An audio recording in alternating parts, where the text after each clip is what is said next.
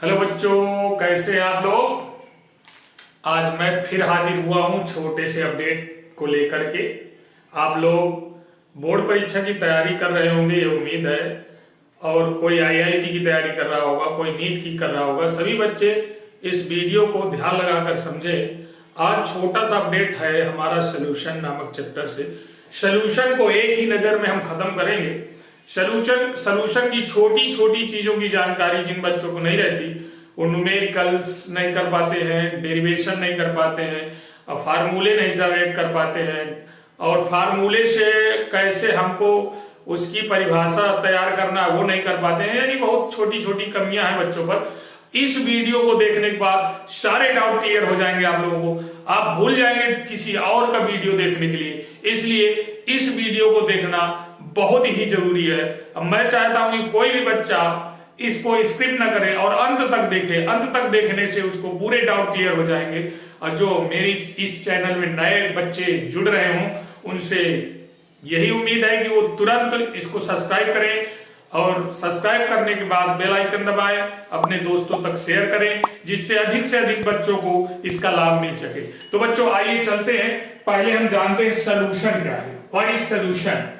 तो सोल्यूशन को पहले ये जानना है, यह एक होमोलिटिक मिक्सर होता है, यानी समांगी विलयन होता है। समांगी विलयन बच्चों, समांगी मिश्रण होता है। समांगी मिश्रण का मतलब क्या है। समांगी मिश्रण आप जानते हैं, ऐसा मिश्रण जिसमें दो या दो से अधिक अगर घटक घुले हैं, मिले हैं, तो उनके अणुओं को आसानी से पहचाना ना जा सके, तो उसको हम समांगी मिश्रण कहते हैं। जैसे आप जनरल चीज ले लीजिए, जल में थोड़ा सा शक्कर घोल लीजिए, तो आप ना तो शक्कर के अणुओं को देख पाएंगे, पहचान पाएंगे, और ना ही वाटर के अणुओं को पहचान पाएंगे। नमक जल का सोल्यूशन कर दीजिए तो भी नहीं पहचान पाएंगे। एल्कोहल और वाटर का सोल्यूशन कर दीजिए तब भी नहीं पहचान।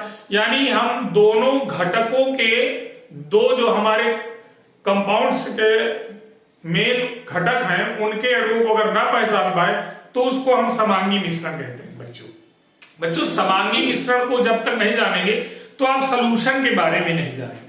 अब बात आती है सोल्यूशन के वो घटक कौन कौन से हैं। तो बच्चों देखिए, ये हमारा एक पात्र है, मान लीजिए इसमें दो घटक मिला दिए जाते हैं। ये लीजिए, ये वाटर भरा हुआ है, वाटर, और वाटर के अतिरिक्त इसमें कोई भी हम शक्कर है, नमक है, या आदि कोई ऐसा कंपाउंड घोल दें जो इसी तरह इसमें पूरी तरह घुल जाए। एक तो हो गया वाटर, वाटर है यानी जल है, और जल में मान लीजिए घुला हुआ है NaCl। तो NaCl हमारा क्या हो गया, एक सोल्यूशन। ये आपका विलेय और वो विलायक, ये है सॉल्यूट और ये है सॉल्वेंट। ये सॉल्वेंट है वाटर और ये सॉल्यूट, यानी इसको हम कहेंगे विलेय और इसको कहेंगे विलायक। अब सर हम कैसे पहचानेंगे कि ये विलायक है और ये विलेय है। तो आपको बच्चों ध्यान से समझना है, वाटर आपको कहीं भी मिले किसी भी कंपाउंड्स में, वो हमेशा सॉल्यूशन में विलायक का ही कार्य करता है। यानी वाटर एक बेहतरीन क्या है आपका, डाइपोलर सॉल्वेंट है। सॉल्वेंट है बच्चों, ये याद रखना। और उसके अलावा उसमें जो भी घुला हुआ है वो क्या है, सॉल्यूट है। इसके अलावा जो परिभाषाएं दी गई, कई किताबों में अलग अलग प्रकार की परिभाषाएं हैं, तो हमको अब इनकी मात्रा के अनुसार भी पहचानना है कि कौन सॉल्यूट है और कौन सॉल्वेंट है। तो बच्चों ध्यान से समझिए, सॉल्यूशन में जिसकी मात्रा अधिक होगी, मात्रा क्या होगी, अधिक होगी, वो हमेशा विलायक कहलाएगा। और जिसकी मात्रा कम होगी तो वो हमेशा क्या, विलेय कहलाएगा। ये याद रखना। पूरे हर बुकों में आप जानते हैं विलेय और विलायक को अलग अलग टाइप से हम सिंबलों से डिनोट करते हैं। तो जैसे विलायक है हमारा और विलेय है, इसको आपको ध्यान में रखना है। तो विलायक को हम हमेशा ए कंपाउंड का नाम लेते हैं ए, और विलेय को बी नाम दे देते हैं। यानी कोई भी चीज हम लिखते हैं तो उसमें सफिक्स के रूप में ए लगा लिया जाता है, क्योंकि कई ऐसी चीजें हैं जैसे एम का हम इस्तेमाल करते हैं।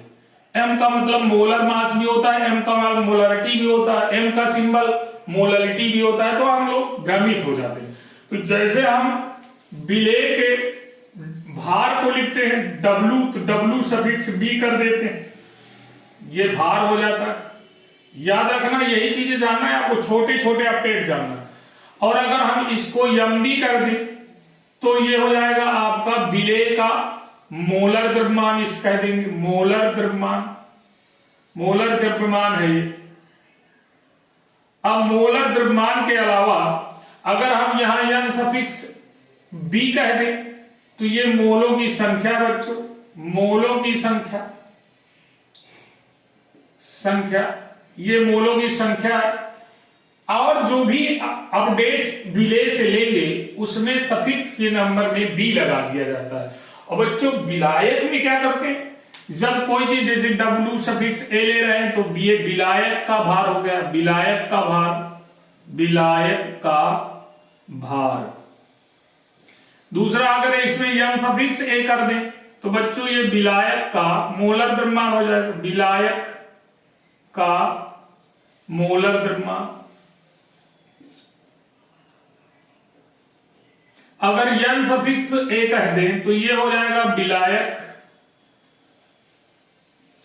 के मोलों की संख्या,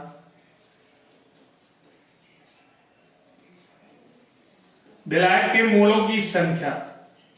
अब बच्चों ध्यान से समझिए, हम इस एनबी और एनए को और शार्ट कर ले लेते हैं। जैसे इसकी मात्रा कम है तो इसमें स्मॉल एन इसका यूज कर सकते हैं सिंबल, और इसकी मात्रा अधिक है तो इसके मोलों की संख्या कैपिटल एन से भी डिनोट किया जा सकता है।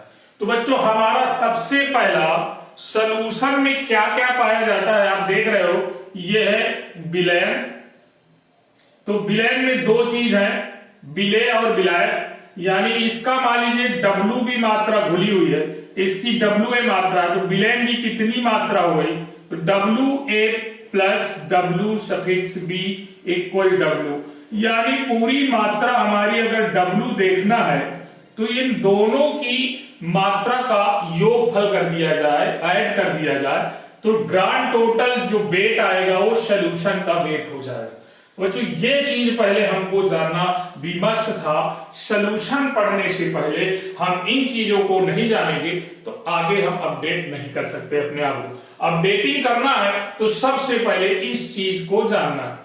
अब बच्चों हम आगे जैसे ही बढ़ते हैं तो देखिए, बढ़ने से पहले हम इसको आपको कहेंगे कि इसको स्क्रीनशॉट ले लीजिए और इसको पहले पहचान लीजिए क्या क्या है। तो बच्चों इसको स्क्रीनशॉट आप ले चुके होंगे। आगे हम बढ़ते हैं सॉल्यूशन में। अब हमको पढ़ना क्या, टाइप ऑफ सॉल्यूशन। सभी बच्चे जानते हैं टाइप ऑफ सॉल्यूशन कैसे आप निकालते हैं। सॉल्यूशन कितने प्रकार का हो सकता है, तो देखिए घटकों की आधार पर, घटक हमारे जो होते हैं द्रव्य की अवस्था के अकॉर्डिंग हम इसको देखें कितने प्रकार की होती। द्रव्य की अवस्थाएं तीन होती।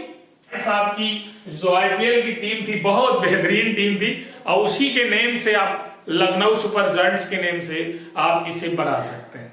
कैसे, इसको और सिंपल भाषा में एक बार और दर्शा दें आपको। जैसे हमने लिखा सॉलिड सॉलिड सॉलिड, फिर liquid liquid liquid, gas gas gas, ये हमारे देख लीजिए, पहले ये लिख लीजिए। इसके बाद आपको लिखना Lucknow super giants, Lucknow super giants, Lucknow super giants. आप गौर से देखिए, ये सबसे बेहतरीन ट्रिक ये बनी है हमारी। वो तो हम आपको बता रहे थे पहले कि आप कैसे भी करके याद कर सकते हैं। अब देखिए हमारा ये सॉलिड और लिक्विड का हो गया। सॉलिड लिक्विड का एक प्रकार का भी है, सॉलिड सॉलिड का दूसरा प्रकार हो गया, सॉलिड गैस का तीसरा प्रकार हो गया, लिक्विड लिक्विड फॉर्म ये चौथा प्रकार है, लिक्विड सॉलिड हो गया पांचवा, लिक्विड गैस छठवां, गैस लिक्विड सातवां, गैस सॉलिड आठवां, गैस गैस नौ। ये 9 आपके प्रकार है, 1 2 3 4 5 6 7 8 9। इनके आप एक एक एग्जांपल भी ले सकते हैं। जैसे सॉलिड और लिक्विड की बात करो तो ये सॉलिड हो गया NaCl और प्लस लिक्विड हो गया H2O, तो ये भी आपका एक सोल्यूशन बन गया। सॉलिड की बात करें तो आप किसी भी सॉलिड को, फास्फोरस को या अदर आयोडीन को, आयोडीन सॉलिड है, आप किसी भी धातु के साथ मिला दीजिए तो सॉलिड का सोल्यूशन बन जाएगा। I2 को आप किसी भी Hg वगैरह के साथ मिला दीजिए, या G नहीं आपको मिलाना तो और कोई ले लीजिए, आपका सॉलिड धातु कोई भी लीजिए, कॉपर ले लीजिए, तो ये सोल्यूशन आपका सॉलिड का बन जाए। सॉलिड और गैस, अब गैस को सॉलिड में मिलाना, किसी भी सॉलिड में कार्बन डाइऑक्साइड सॉलिड अवस्था में होती है, अब O2 गैस को मिला दीजिए। लिक्विड में आ जाता है आपका H2O और एथिल अल्कोहल C2H5OH। इस प्रकार से आप बच्चों इनके एग्जाम्पल अपने तरीके से सोचिए, जो अपने आसपास रखें वो सभी तरीकों से इनके सारे आप निकाल सकते हैं एग्जाम्पल। तो बच्चों ये तो थे प्रकार, टाइप ऑफ सॉल्यूशन के प्रकार, वो भी अवस्था के अनुसार, उनकी स्टेज के अनुसार। तो बच्चों आगे हम जैसे ही बढ़ेंगे इससे, अब बात आती है कि हमारा जो विलेन है वो मेन हमें जो पढ़ना हमारे सिलेबस में कितने प्रकार का है। तो देखिए इसके हम 3 प्रकार लिख देते हैं। फर्स्ट टाइम 3 प्रकार, ये हमारे 3 प्रकारों से ही हमको अध्ययन करना है। एक तो हो जाता है द्रव ठोस सॉल्यूशन, द्रव और ठोस सॉल्यूशन। दूसरा हो जाता है द्रव विलयन, एक हो जाएगा द्रव सॉल्यूशन लिक्विड, और एक हो जाता है द्रव गैस सॉल्यूशन। आप इन 3 प्रकार के मेन हमारे जो क्लास 12 में 3 प्रकार के सॉल्यूशंस हैं, द्रव ठोस, द्रव और द्रव गैस। द्रव ठोस में आप देख लीजिए H2O को आप मिला दीजिए NaCl में तो द्रव और सॉलिड हो जाएगा। इसमें देख लीजिए आप H2O को C2H5OH एथिल अल्कोहल के साथ मिला दीजिए तो द्रव का सॉल्यूशन हो जाएगा। अगर हम यहां पर सोडा वाटर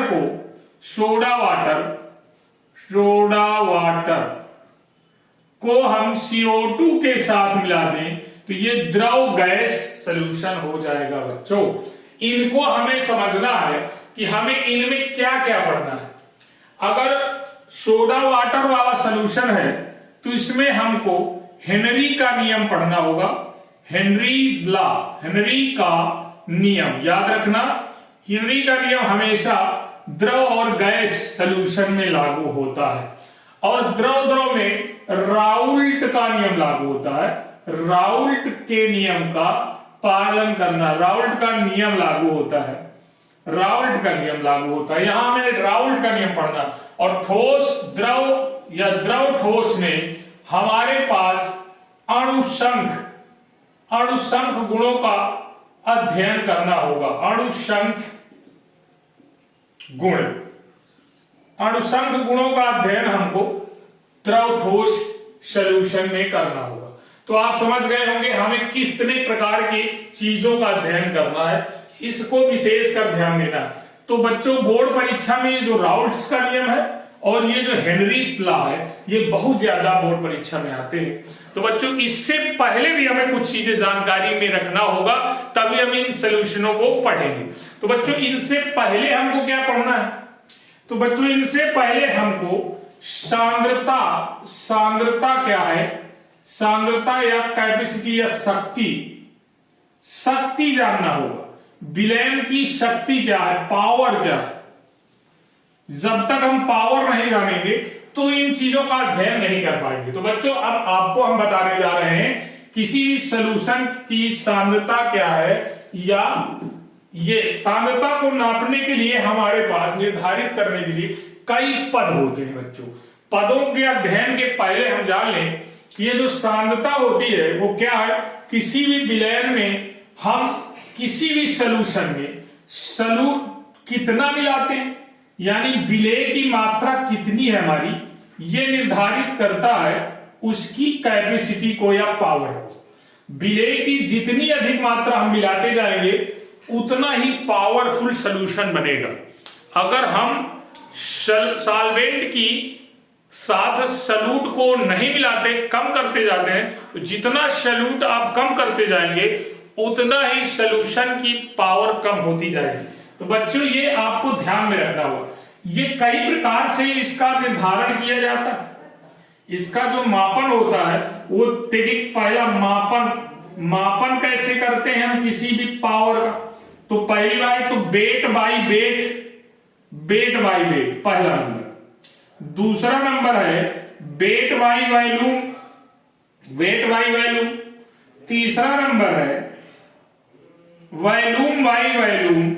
ये 3 प्रकार से इसका अध्ययन किया जा सकता है। वेट बाई वॉल्यूम क्या है, और वेट बाई, ये आप ध्यान से समझिए, बहुत सुपर बात है। वेट किसका, ये वेट किसका, तो यहां पर ऊपर लिखना है विलेय मतलब सॉल्यूट, विलेय का द्रव्यमान, क्योंकि वेट में है, और इधर नीचे विलयन का या पूरे विलयन का द्रव्यमान। मैंने अभी बताया था इसके पहले कि पूरे विलयन का वेट W बराबर W∪A + W∪B। A क्या है, B क्या है, इससे पहले भी मैं चर्चा कर चुका हूं। और मल्टीप्लाई 100 कर दिया जाए तो ये आपका सांद्रता का पद निकल आता है। इसी प्रकार अगर हम वेट बाई वॉल्यूम लेते हैं तो थोड़ा सा चेंजमेंट, ऊपर उसी तरह लिखा रहेगा विलेय का द्रव्यमान बटे, आप वॉल्यूम में आ जाइए तो विलयन का आयतन मल्टीप्लाई आप 100 कर दीजिए, तो ये इसका परसेंटेज आ जाएगा। अब वॉल्यूम बाई वॉल्यूम की चर्चा अगर हम करें तो देखिए वॉल्यूम बाई वॉल्यूम क्या है। वॉल्यूम का मतलब है विलेय का आयतन बटे विलयन का आयतन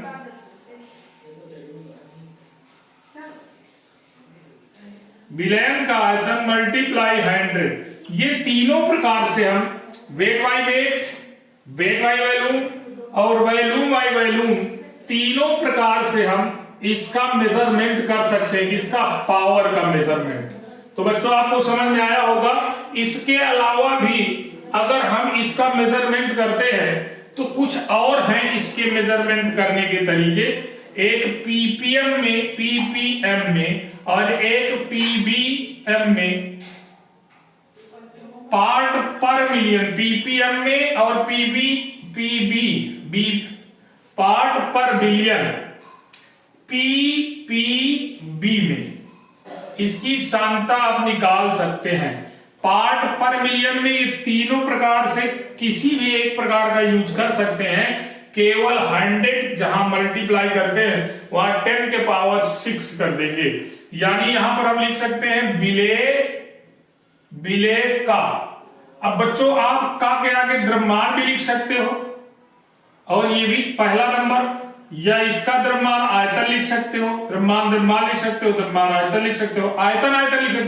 तो मान लो हम विलेय का द्रव्यमान लिख दिया, अब बटे विलयन का द्रव्यमान लिख दिया, विलयन का द्रव्यमान। बच्चों ये देखिए विलयन का द्रव्यमान लिखने के बाद यहां 10 के पावर 6 लिख दीजिए। तो आप यहां गौर से देखिए, हम पहले वाले रूल का द्रव्यमान फर्स्ट रूल यूज करें। अगर आप चाहो तो इसको आप विलेय का द्रव्यमान बटे विलयन का आयतन या 10 के पावर 6 कर दीजिए, तो ये पीपीएम में सांद्रता हो जाती है। अगर हम पीपीबी में सांद्रता निकालना चाहते हैं तो यहां 10 के पावर 9 कर देना है। विलेय का द्रव्यमान बटे विलयन का द्रव्यमान मल्टीप्लाई 10 के पावर 9। इस प्रकार से हम इतने प्रकार से हम अपनी सांद्रता के पदों को ना मेजरमेंट कर सकते हैं। सबसे बेस्ट तरीका, इसी से आपको परिभाषा बना लेना है। जैसे हम कह दें वेट बाई वेट से आप क्या समझते हैं, फार्मूला देखिए। तो आपको बताना किसी विलयन के 100 ग्राम द्रव्यमान में उपस्थित विलेय के द्रव्यमानों की संख्या उस विलयन का वेट बाई वेट प्रतिशत मात्रा कहलाता है। तो ये सभी प्रतिशत मात्रा में मेजरमेंट होगा। तो यहां पर बच्चों आपको ध्यान से समझना होगा। ये हो गया अभी तक हमारा measurement of power, solution power या कैपेसिटी। तो बच्चों अब इसके बाद अब हमें इसके पद को जानना। पदों को जब जान लेंगे तभी आगे पढ़ पाएंगे उसको, नहीं तो हम पढ़ नहीं पाएंगे बच्चों। अब इस वीडियो को जो भी मिस करेगा समझो उसका बहुत कुछ मिस हो जाएगा। सॉल्यूशन को वन शॉट में फिनिश करने आया हूं। आप कहेंगे, बच्चे बहुत कहते हैं सर क्या करने वाले हो, न्यूमेरिकल कराएंगे क्या? नहीं, न्यूमेरिकल नहीं होगा। तो फिर क्या सर डेरिवेशन कराएंगे? नहीं, कोई डेरिवेशन नहीं। तो फिर सर आप क्या कराने वाले हो? अरे पूरा चैप्टर फिनिश कराने वाला हूं। आइए जुड़िए तो कम से कम पूरा चैप्टर विथ न्यूमेरिकल भी कराऊंगा, डेरिवेशन भी कराऊंगा, परिभाषा भी बताऊंगा, नियम रूल्स बताऊंगा, इन नियमों की क्या समस्याएं, सीमाएं क्या है, क्या उपयोग है, सब कुछ बताऊंगा। Finish, that's end of the solution. आप बिल्कुल डटे रहिए, आपको सब कुछ मिलेगा। इस चैप्टर से आप पूरा का पूरा एंड कर दूंगा। तो चलिए बच्चों, आपको पढ़ाना है मुझे अगला जो टॉपिक है सांद्रता के पद। सांद्रता के पद बच्चों इसको पढ़ लेंगे, डाउट क्लियर। तो ये पद में नंबर 1 में हम पढ़ते क्या है, मोलरता। ग्राम प्रति लीटर में सांद्रता आप जानते हैं, ग्राम प्रति लीटर में सांद्रता। ग्राम प्रति लीटर में सांद्रता क्या है? ग्राम का मतलब W बाई लीटर का मतलब वॉल्यूम, W बाई V, ग्राम प्रति लीटर में सांद्रता है। तो मोलरता के बाद बच्चों दूसरा नंबर में आता है मोललता। इसके बाद तीसरे नंबर में बच्चों आता है नॉर्मलता, नॉर्मलता, नॉर्मलिटी, नॉर्मलता। और चौथे नंबर में बच्चों आता है फॉर्मलता। पांचवें नंबर में बच्चों आता है इसकी जो है मोल प्रभाज, मोल फ्रैक्शन, मोल अंश। देखो इनसे सवाल बहुत ज्यादा आते हैं और इनसे परिभाषा भी आ जाती है। और ये भी पूछ लेता है कौन किस पर निर्भर करता है, टेम्परेचर, मोलरता और मोललता में किस पर निर्भर करता है, कौन पद बदल जाता है। तो बच्चों ये 5 पद आपके वेरी वेरी स्पेशल पॉइंट्स हैं, इनको मैं आपको एक ही बार में फिनिश कराता हूं। आइए देखते हैं कैसे इसकी फिनिशिंग होगी। सर कैसे इसकी परिभाषा याद करें? सर हमको मोलरता और मोललता में, मोलरिटी एंड मोललिटी में बहुत ज्यादा कंफ्यूज रहता हूं मैं। अब मैं इसको कैसे करूं? तो आइए मैं बताता हूं एक ही बार में फिनिश। केवल आप इसका फार्मूला याद कर लीजिए। मोलरता आपका जो है वेट बाई वॉल्यूम है, याद रखना। मोलरता क्या है आपकी? वेट बाई वॉल्यूम है। बहुत अच्छा सर। मोललता क्या है आपकी? वेट बाई वेट है। क्या बात है सर, ये तो अभी आपने पढ़ाया, कैसे ऐसे हो सकता? अरे बच्चों आइए देखें तो इसको पहले। मोललता का जो फार्मूला है, मोलरता का, मोलरता गौर से देखिए, ओनली फार्मूला याद कर लीजिए। आपको परिभाषा मैं रटा दूंगा, डिफिनेशन मैं रटा दूंगा। मोलरता बराबर होता है बच्चों विलेय के मोलों की संख्या बटे विलयन का आयतन लीटर में। आप गौर से देख लीजिए, बिल्कुल इतनी परिभाषा, छोटी सी परिभाषा में आपका पूरा राज छुपा। देखिए अब इससे, इस सूत्र से आपको पहले परिभाषा बनाना सिखा दें। तो सुनिए इस विलय, इसी में पूरा में देखते जाइए बिल्कुल एक तक। किसी शब्द को आगे जोड़ते, किसी विलयन के 1 लीटर आयतन में उपस्थित विलेय के मोलों की संख्या उस विलयन की मोलरता कहलाती है। बच्चों बहुत सिंपल परिभाषा है, यहीं से देख लीजिए। किसी विलयन के 1 लीटर आयतन में उपस्थित विलेय के मोलों की संख्या को उस विलयन की मोलरता कहते हैं। इसको बच्चों ध्यान से समझिए, इसको कैपिटल एम से डिनोट किया जाता है। अब विलेय के मोलों की संख्या को आपने देखा होगा, इसको स्मॉल एन से अभी स्टार्टिंग में मैंने बताया था, और विलयन का आयतन वॉल्यूम वी से डिनोट किया जाता है। इसको आप लिख दीजिए लीटर में। तो बच्चों n बराबर क्या होता है, चूंकि हमने कक्षा 11 में पढ़ा था, याद करिए, n बराबर W/m।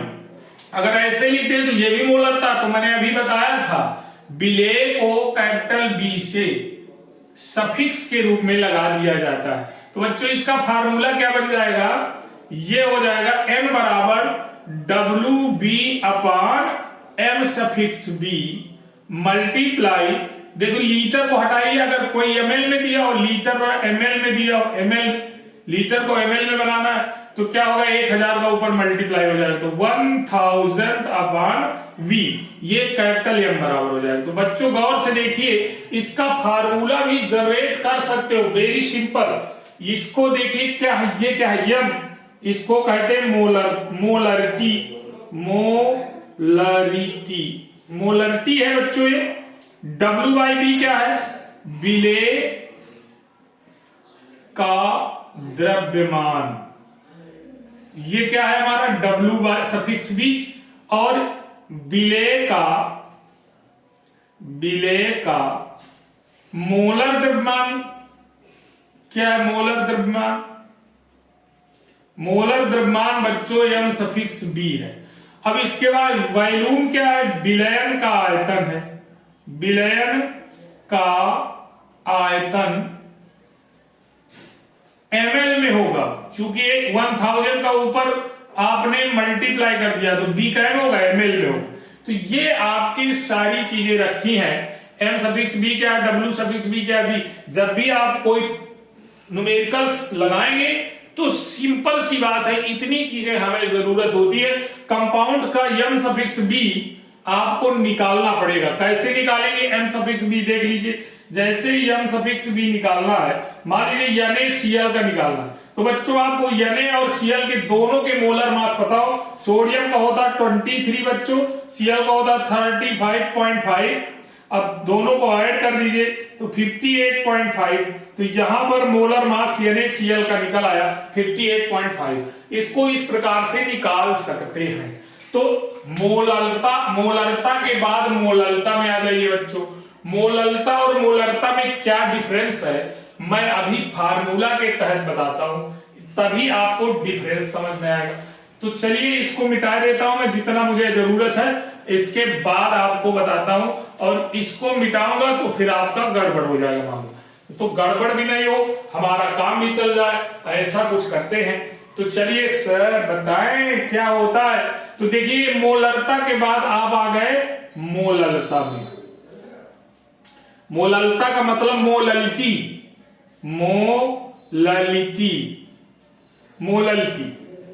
मोललिटी को देखिए क्या होगा, ये तो वही रहेगा, विलेय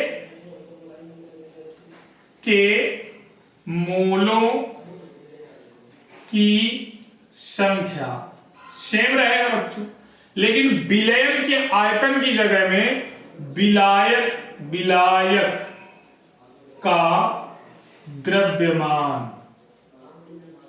केजी में। तो ध्यान से समझिए, W/W मैंने क्यों कहा था, विलेय के मोलों की संख्या भी आप देख रहे हो बेट से निकाला जाएगा। बेट अभी आपने देखा, मोलों की संख्या का फार्मूला स्मॉल m बराबर W∩B/m∩B करके हमने निकाला था। तो देखिए बेट, आपका बेट रखा है और मोलर मास रखा, तो ये बेट बाई, ये ऊपर वाला भी बेट के रूप में रहेगा और विलायक का द्रव्यमान भी बेट के रूप में रहेगा। या बेट बाई वॉल्यूम है, बेट बाई वॉल्यूम।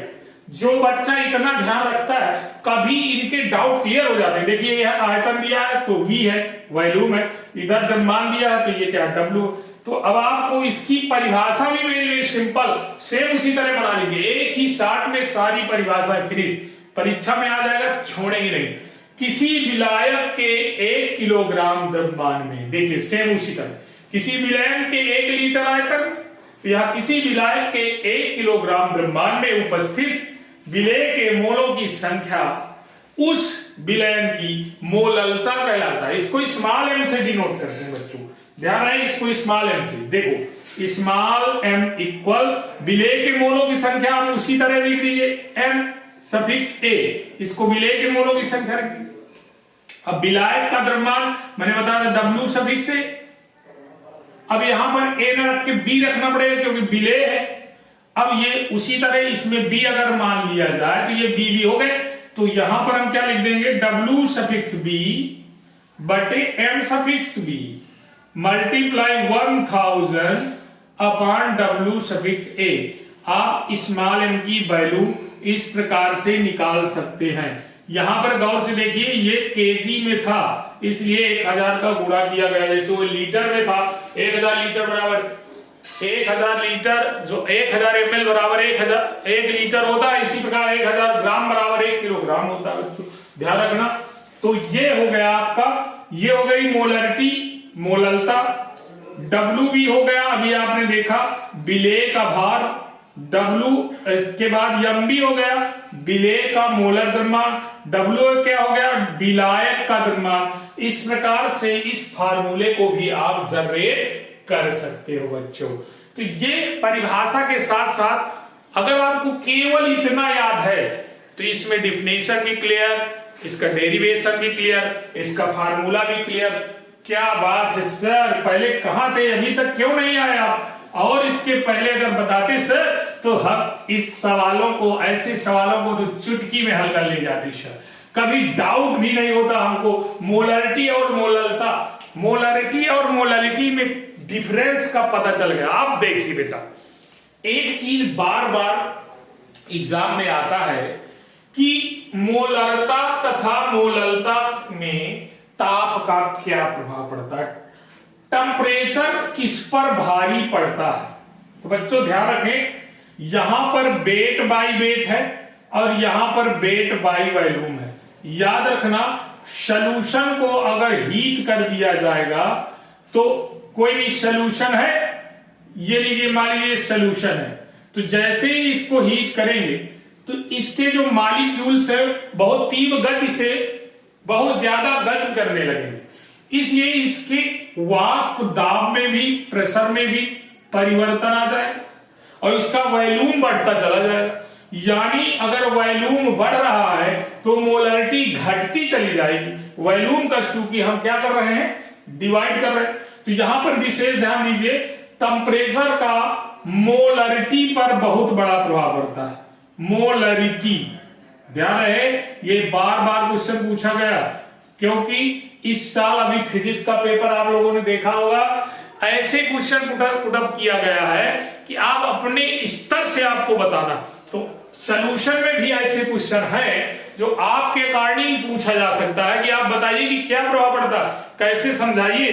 तो कैसे समझाइए, क्यों, तो फिर बच्चे बहुत परेशान हो जाते हैं। एनसीईआरटी में अब इसी तरह के क्वेश्चन आने वाले, अगर बच्चे इस पर ध्यान नहीं देंगे तो निश्चित रूप से वो 99% मार्क्स लाना असंभव हो जाएगा उनके लिए। तो वेट बाई वेट में आ जाओ, जैसे सॉल्यूशन में दोनों सॉलिड है, solid solid solid solid solid, तो सॉलिड में कितना भी टेम्परेचर आप बढ़ाते हैं तो इनके मॉलिक्यूल्स में आप टेम्परेचर दिए, एक मॉलिक्यूल्स दूसरे मॉलिक्यूल्स को, तीसरे को, चौथे को टेम्परेचर देता रहे, इसमें ज्यादा जो है इनमें मोशन नहीं होगा।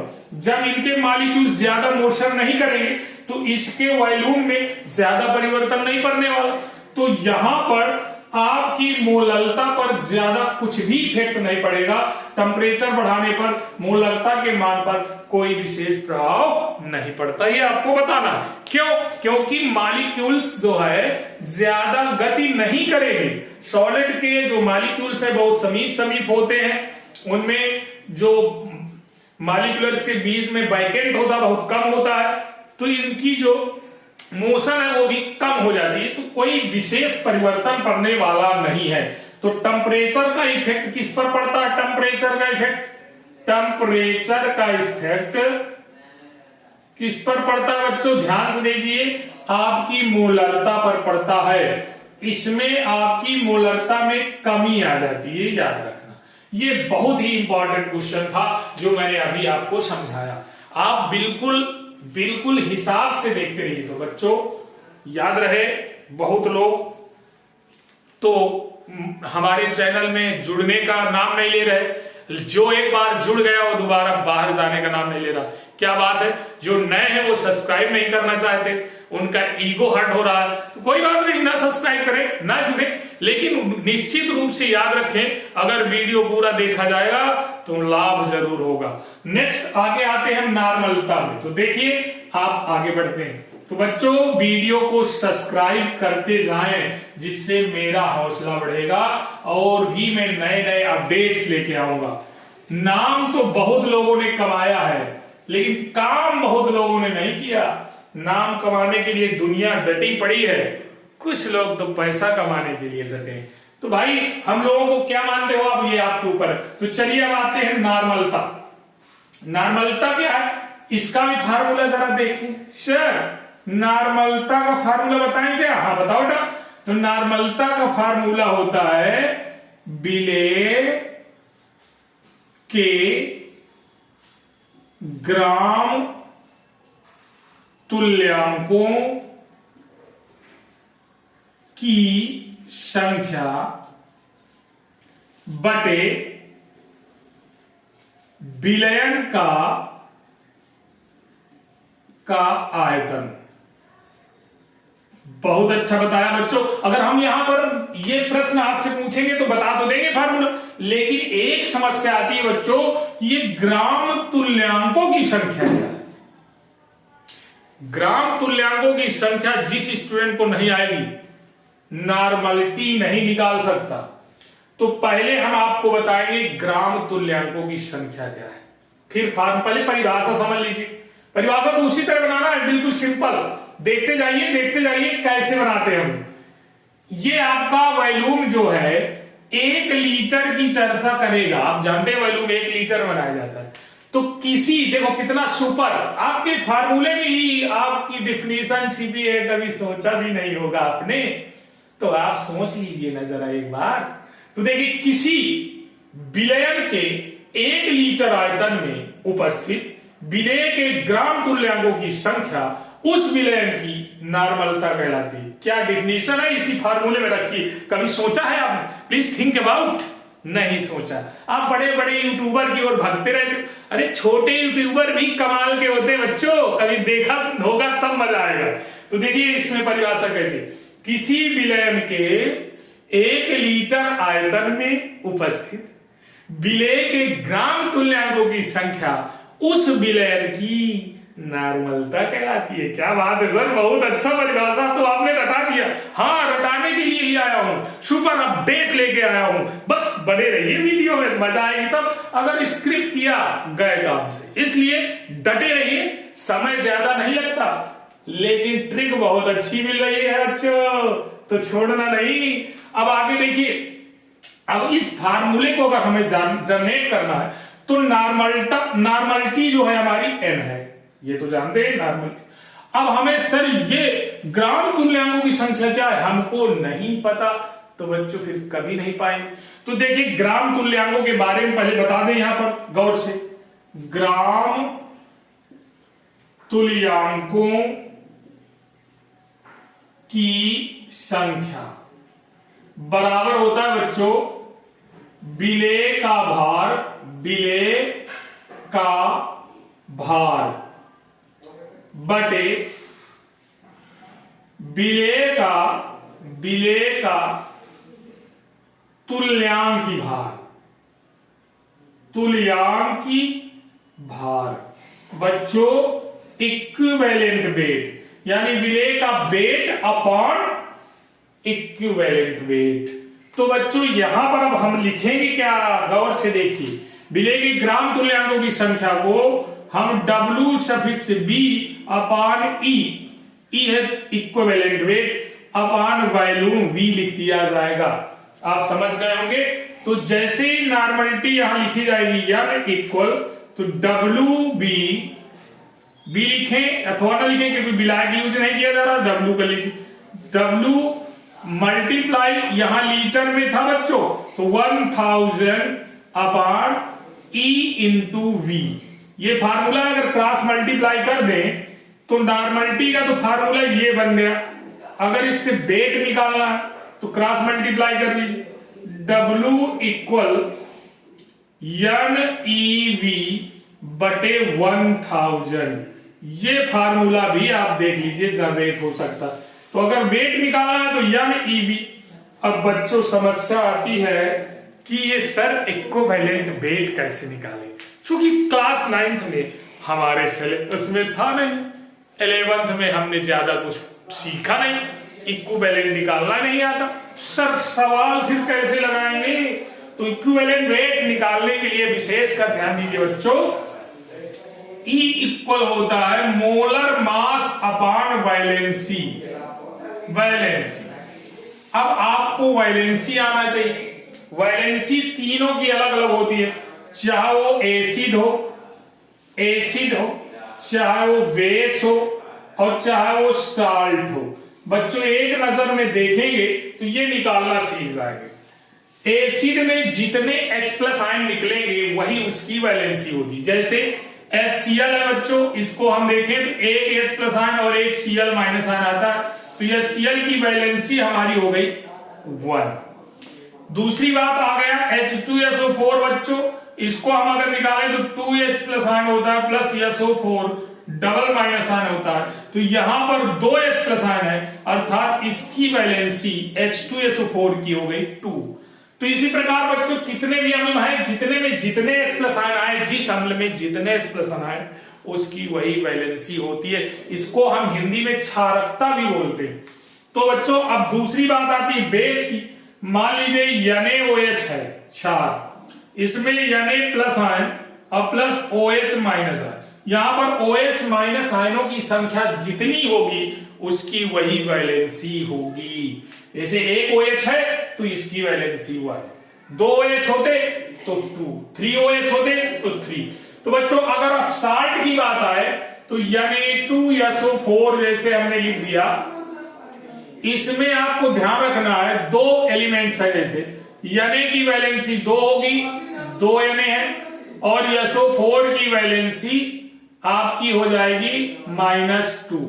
तो वैलेंसी आप लिखी देखिए, दोनों की तुलनात्मक अध्ययन करते हुए देखा जाए, दोनों की वैलेंसी किसी एक की ले लीजिए वही हो जाएगी। जैसे 2 माइनस है तो वैलेंसी 2 हो गई, या 2 धनायन है तो 2 वैलेंसी धनायन को ले लो चाहे ऋणायन, तो आपकी वैलेंसी साल्ट की भी निकल आएगी।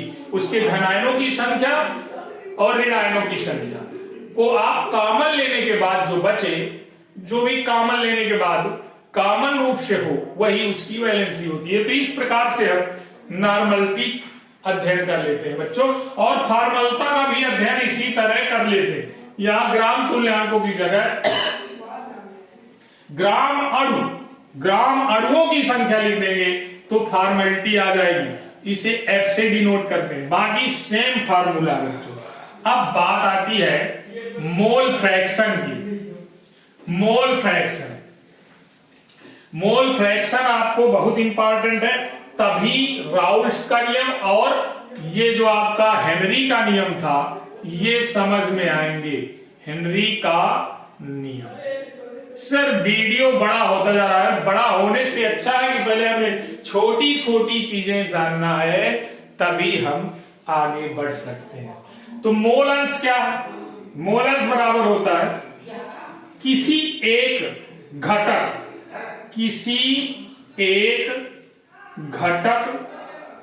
के मोलों की संख्या बटे विलयन के कुल मोलों की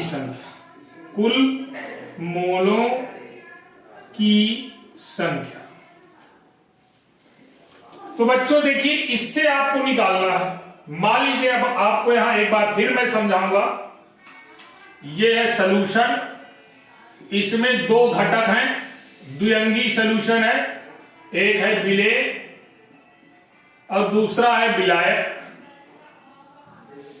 मैंने बताया था विलायक की मात्रा अधिक है तो इसके मोलों की संख्या कैपिटल एन है, विलेय की मोलों की संख्या स्मॉल एन है। टोटल इस सॉल्यूशन के मोलों की संख्या small N plus capital N. तो बच्चों फार्मूला जो बना, किसी एक घटक को ले लीजिए, चाहे विलेय के निकाल लीजिए। अगर विलेय का मोल अंश निकालना है तो विलेय का फार्मूला बना लीजिए, विलायक का बनाना है तो विलेय के मोलों की संख्या ले लीजिए। तो बच्चों इसकी परिभाषा लिखेंगे कैसे, किसी विलयन में उपस्थित किसी एक घटक के मोलों की संख्या तथा विलयन में उपस्थित कुल मोलों की संख्या के अनुपात को हम क्या कहते हैं, मोल अंश कहते हैं। तो बच्चों इसका फार्मूला क्या होगा, मोल अंश को चाई से प्रदर्शित किया जाता है। चाई बराबर किसी एक घटक को ले लीजिए, स्मॉल एन ले लेते हैं, स्मॉल एन बटे कुल मोलों की संख्या small N plus capital N. तो बच्चों यहां पर गौर करिए, ये जो आपका ऊपर रखा हुआ किसी एक घटक का, तो ये ऊपर रखा है विलेय के मोलों की संख्या, तो ये विलेय का मोल अंश हो जाएगा, विलेय का। अगर विलायक का निकालना है मोल अंश तो चाई बराबर, अब देखिए विलायक को हमने सफिक्स ए से लिया था, यहां पर सफिक्स बी को लिया जाएगा, चाई बी चाई ए। तो यहां पर आप देख रहे हैं इसके मोलों की संख्या कैपिटल एन है और विलयन के कुल मोलों की संख्या capital N plus small N है। तो ये आपका यहां से विलायक का भी मोल प्रभाज निकाला जा सकता है। किसी भी विलयन में विलेय तथा विलायक के मोल प्रभाज का योगफल बराबर 1 होता है बच्चों, यानी चाई ए प्लस चाई बी बराबर 1 होता है। ये याद रखें, चाई ए प्लस चाई बी, चाई सफिक्स बी बराबर 1। यहां से एक फार्मूला ये बनता है, यानी हम बी को उधर ले जाए तो चाई ए अगर हमको प्राप्त हो गया तो 1 माइनस चाई बी हम किसी एक को प्राप्त करके दूसरे फार्मूले से निकाल सकते हैं। तो बच्चों ये था मोल फ्रैक्शन का मजा, ये जरूरी है जानना। अगर ये इंट्रोडक्शन जिन बच्चों को नहीं आएगा कोई भी सवाल नहीं आएगा। तो बच्चों मैंने अभी आपको 4-5 फार्मूले जनरेट करके दिए, इन फार्मूलों से आपको 4 नंबर के सवाल न्यूमेरिकल्स अगर आए तो जरूर मिलेंगे। मोल फ्रैक्शन से तो फिक्स है कि आपको सवाल मिलने वाला है 3-4 नंबर का, तो ये आपको दिमाग में रखना होगा। अब बच्चों आगे बढ़ते हैं, देखिए अब वास्तविक विलयन में पहुंचते हैं। तो बच्चों जो हमारे द्विअंगी सॉल्यूशन है उनमें हमको क्या क्या पढ़ना है ये आपको ध्यान में रखना होगा। हम पहले चलते हैं द्रव और गैस विलयन से। ये आप देख रहे हैं द्रव और गैस विलयन की बात हो रही। हेनरी के नियम की चर्चा की जाए। हेनरी के नियम की चर्चा, हेनरी वैज्ञानिक ने क्या किया था, सोडा वाटर लिया था, उसमें CO2 गैस प्रवाहित किया था और बताया था कि इसका जो दाब है, जितना दाब हम डालेंगे सोडा वाटर में CO2 उतना ही घुलेगी, यानी इसके जो मोल अंश है या मोल अंश उतना ही सोडा वाटर में घुलेगा। यानी किसी विलयन में दाब डालने पर, यानी उसके ताप और दाब प्रेशर में कोई परिवर्तन ना किया जाए, किसी विलयन में स्थिर ताप पर किसी विलयन का आंशिक दाब उसकी विलेयता के समानुपाती होता है। अर्थात हम कह सकते हैं कि W प्रोपोर्शनल P होता है। ये हेनरी ने बताया। अगर हम प्रोपोर्शनल को हटाएं तो एक नियतांक आ जाएगा, तो W बराबर K P हो जाएगा। P का इधर भाग दे देंगे तो W अपान P बराबर K, यानी स्थिरांक। तो बच्चों ये उन्होंने पहले नंबर में ये परिभाषा दी। फिर जैसे जैसे इसकी आधुनिकता बढ़ी और सर्च किया, अध्ययन किया, तो हेनरी ने क्या बताया कि किसी भी विलयन में उपस्थित गैस की विलेयता उसके आंशिक दाब के मोल अंश के समानुपाती होती है। यानी यहां पर अब आ गया बात कि P प्रोपोर्शनल चाई होती, चाई ये आपकी गैस विलेय है तो चाई B कह सकते हैं। अब इसको ये दूसरी परिभाषा दूसरे शब्दों में है बच्चों, दूसरे शब्दों में जब आप परिभाषा लिखेंगे तो ये वाली लिखेंगे, यानी उसका आंशिक दाब उसके मोल अंश के समानुपाती हो। इसको हटाएंगे तो P बराबर KH हो जाएगा और चाई हो जाएगा। यानी हमारा जो ये फार्मूला बना KH क्या है सर, ये है हेनरी नियतांक, हेनरी नियतांक यानी कांस्टेंट नियतांक है बच्चों। इसको प्रायोगिक वैल्यू वैज्ञानिक ने निकाला है, जब सवाल दिया होगा उसमें इसकी वैल्यू भी दी होगी। प्रत्येक पदार्थों की प्रत्येक गैसों के लिए हेनरी कांस्टेंट की वैल्यू भिन्न भिन्न होती है, इसलिए किसी एक गैस के लिए मैं यहां लिख नहीं सकता। तो जिस गैस के लिए वो चर्चा करेगा न्यूमेरिकल, उस गैस के लिए इस कांस्टेंट की वैल्यू अवश्य दी होगी। तो बच्चों डटे रहिए, हेनरी के नियम की चर्चा ये हुई, यानी ये हमारे दो फार्मूले जनरेट होते हैं। इससे एक चीज याद होती है कि हम जितना अधिक दाब डालेंगे विलयन में गैस के मोल अंश उतनी ही अधिक मात्रा में घुलेंगे। अगर प्रेशर कम किया तो गैस का घुलना कम हो गया, अगर प्रेशर ज्यादा डाला तो गैस घुलेगी। इतना अधिक भी प्रेशर ना डाल दें कि जिस बर्तन में गैस को आप विलय कर रहे हो वो बर्तन ही फट जाए। तो दाब बहुत अधिक भी नहीं होना चाहिए, एक निश्चित सीमा तक होना चाहिए, जिससे कि जिस पात्र बंद पात्र में गैस को आप विलय कर रहे हैं वो पात्र ना फटे। तो बच्चों ये था हेनरी का नियम। हेनरी के नियम की कुछ सीमाएं हैं बच्चों, इसकी कुछ सीमाएं हैं, उनको देख लीजिए। सीमाएं कौन कौन सी हैं, बहुत इंपॉर्टेंट है, सीमाएं आपको याद रखना है। सीमाएं, तो सीमाओं में आप देखिए पहला नंबर मैंने बताया बहुत अधिक दाब नहीं होना चाहिए, बहुत अधिक दाब ना हो, दाब ना हो। पहली तो यही बात है, बहुत अधिक दाब नहीं होना चाहिए। दूसरा इसकी सीमा है कि विलयन का ताप बहुत अधिक नहीं होना चाहिए, अधिक ना हो, ये दूसरा है। और तीसरा नंबर क्या है बच्चों, तीसरा जो हमारा कंडीशन है ताप अधिक ना हो, दाब अधिक ना हो। तीसरा नंबर विलायक प्लस गैस यानी विलेय का आपस में संगुणन नहीं होना चाहिए, संगुणन या आयनन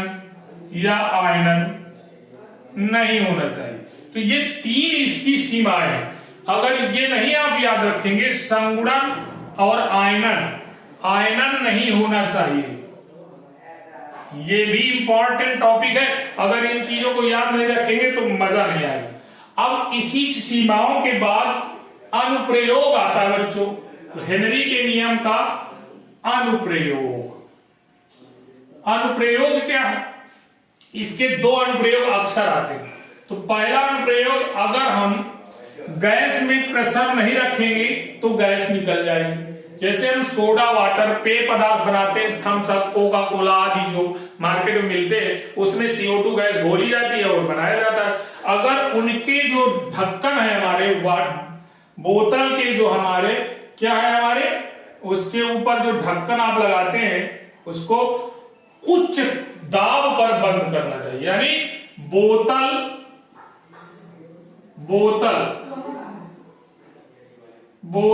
के सील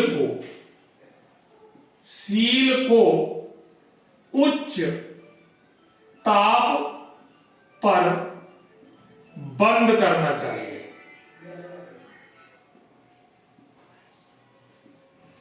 ये एक अनुप्रयोग है, जिससे कि CO2 गैस इसमें घुली रहे, बाहर न निकले। दूसरा है बच्चों